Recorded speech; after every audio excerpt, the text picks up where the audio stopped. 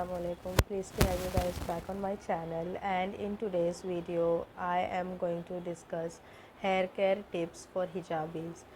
I get to sense this hardship of taking care of my scalp and taking care of my hairs since I started working, back in the college days or my even my school days. The school hours were very short, and after coming back home I would provide it enough air and everything to cool down, and my scalp health was taken care by my mom, right? College days I used to just go to college, and because it was like a girls college, so I got that privilege to remove my hijab whenever I felt like removing it, or just putting it on my shoulders so that my hairs can get that sweat out, they can dry out. But since I started working, that is not possible because it's a co-ed situation, that it's a corporate, right? So anybody can understand what kind of situation goes over there.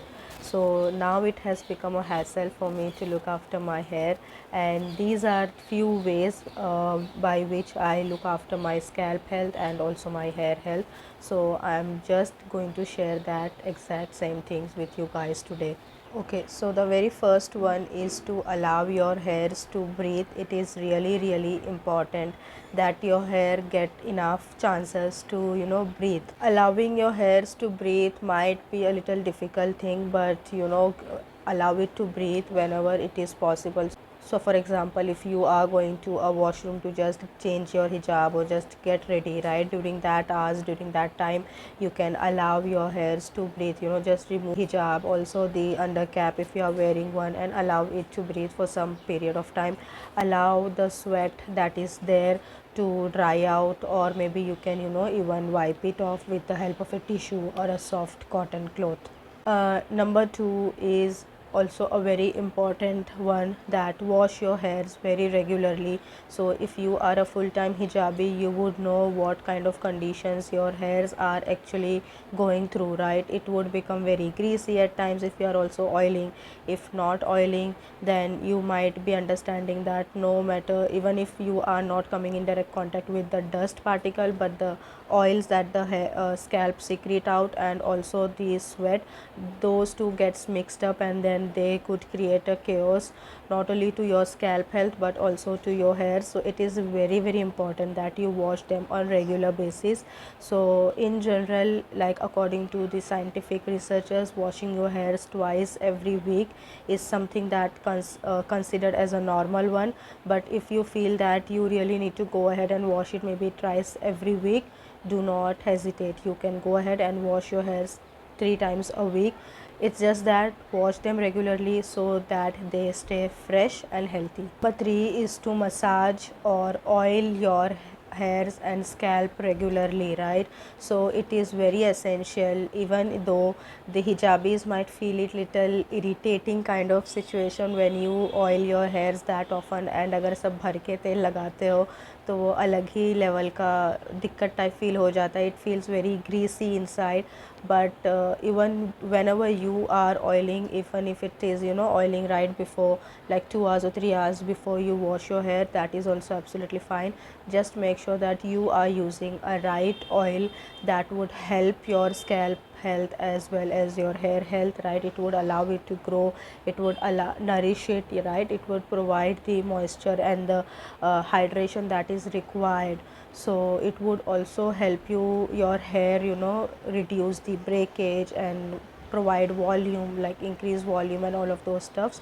So make sure that you use a particular oil that helps your hair health in all the aspects. So oil accordingly, and also do not forget to massage your scalp, because massaging your scalp basically helps increase blood flow to your hairs. That would lead to enhancing your hair growth. Can also use, there are so many home remedies that are there. For example, using rice water, for example, people also use onion water. So whatever suits you the best and help you with your hair health, make sure that you use them accordingly. Also do not forget to massage your scalp, either while having a hair wash or maybe while oiling your hairs, or maybe during both these events you can have a hair massage. Either you can have this directly with the using of your fingertips, or maybe you can also use a scalp massager that is available out there in the market. Number 4, and the most important one, is to have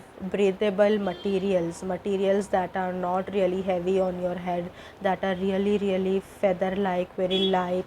So whichever material suits you the best, go ahead with those. For example, if I am at home, I would prefer a cotton hijab or dupatta. If I'm heading out, I usually go for light georgette one, or maybe chiffon, that are really light in weight and also really breathable. And also not only the hijab, but whatever hair accessories that you wear, right? So people also use that hair scrunchies to provide volume. So make sure that the hair scrunchie that you are using is also made out of very breathable material and do not retain moisture, right? So it could be of satin or maybe georgette or something like that. I'm not very good with the fabrics, but yeah, whatever suits you the best and provide you the breathable aspect. Make sure that you are using that kind of material or fabrics in terms of your hijabs, even in your undercaps, right? So this one is very lightweight. Earlier I used to wear the cotton ones, though they were very good, they used to retain all the or you can say they used to extract all the sweat, but they used to be really heavy on my head and my head would pain after some time. But these are, I think, very not very cotton but satin cotton kind, right? So it's very soft, it's very breathable. It does not even feel like I'm wearing one. So I have purchased these like three. I have one in black, one in white, and one in brown. So currently I have these three. And before purchasing it, I was little skeptical if I should go ahead with it or not, because I never tried this material and I was like whether it will stay on my head or not. But it did, and I went ahead and purchased more. So the point here is to utilize materials that are really breathable, right? They allow your hair to breathe, they allow your scalp to breathe. They are not really heavy on your head. They, because heavy hijabs and everything, after if you are wearing them on regular basis, they would lead to headaches, right? So it's not good. Number 5th is to make easy and loose styles in terms of your hijab. So basically this is the easiest style that I'm wearing here. So I have just taken the two sides, two ends of my hijab, pinned it over here, and then flapping one behind my back, right, or on my shoulder basically. So this is the easiest, it's very easy, very breathable form of wearing my hijab. People tend to layer it up and layer it up. I never got that.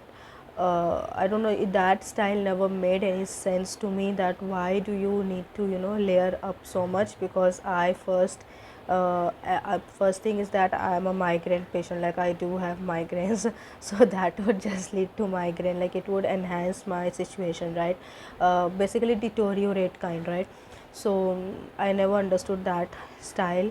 So if you are preferring that style, no issue, but then make sure that it's not causing any negative effect to your scalp or your hair or your head, right? So it's easy to make and also loose, so that you are not feeling very tight or suffocated from anywhere. You are not feeling very uncomfortable with hijabs, because hijabs are meant to bring about the confident, the elegance in Muslim women, right? If they are bringing any sort of tightness or uncomfortableness or dizziness or anything that's in a negative form, that is basically contradicting the purpose of hijab.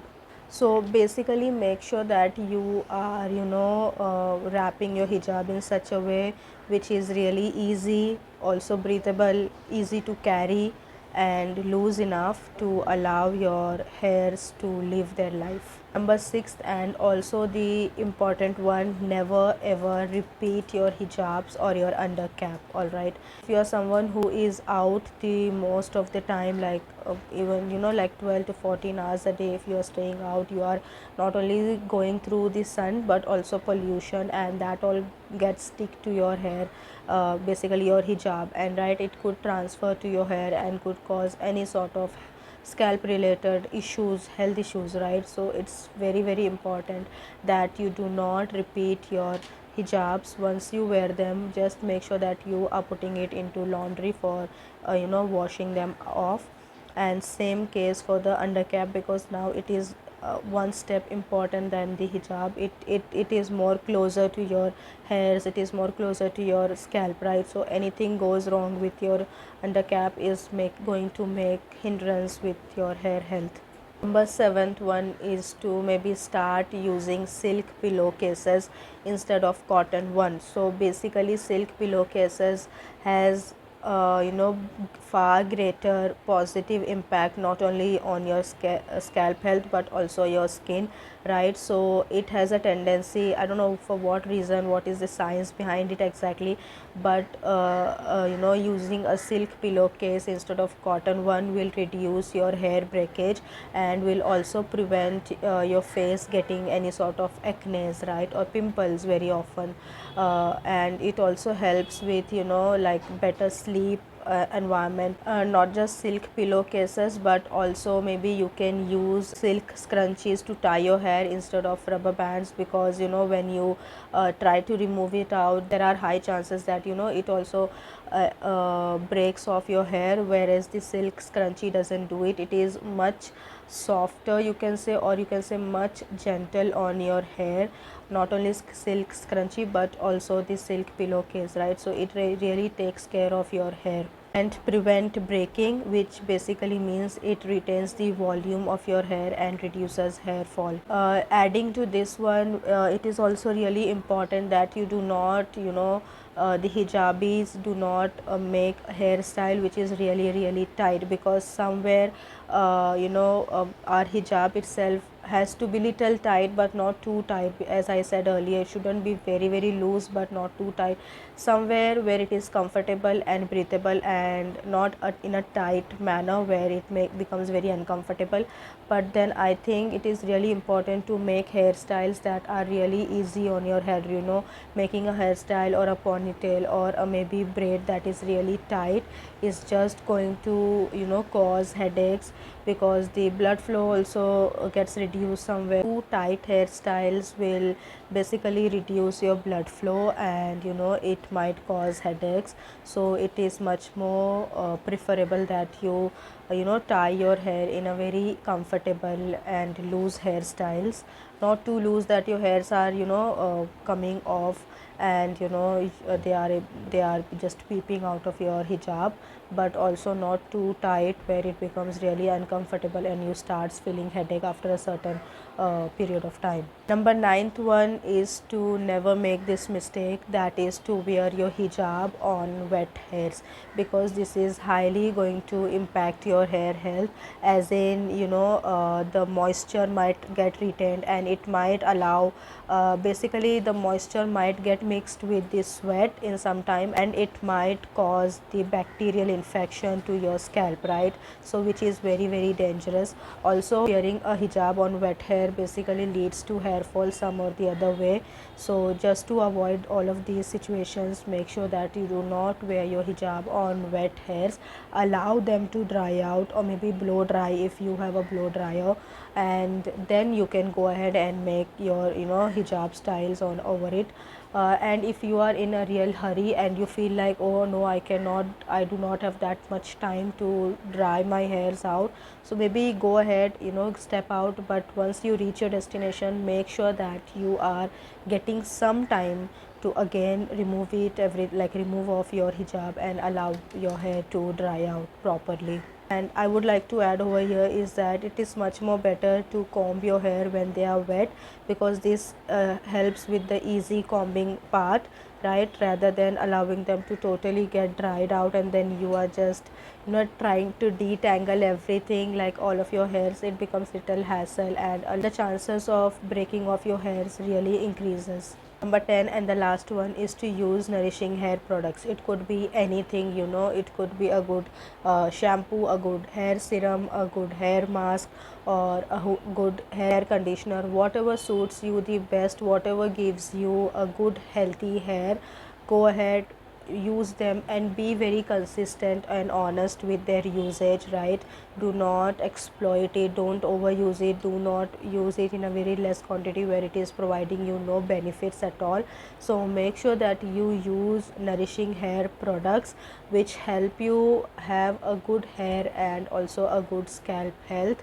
And just to add on to this topic itself, make sure that you also eat really healthy, stay very well hydrated, eat food that are good sources of, you can say biotin and zinc and protein, because these are the three major nutrients that really help you with your hair health. Yeah guys, that's it for this video. I hope this video was helpful, and if you did enjoy this video, please do let me know in the comment section down below, and I will see you guys in my next video. Until then, bye.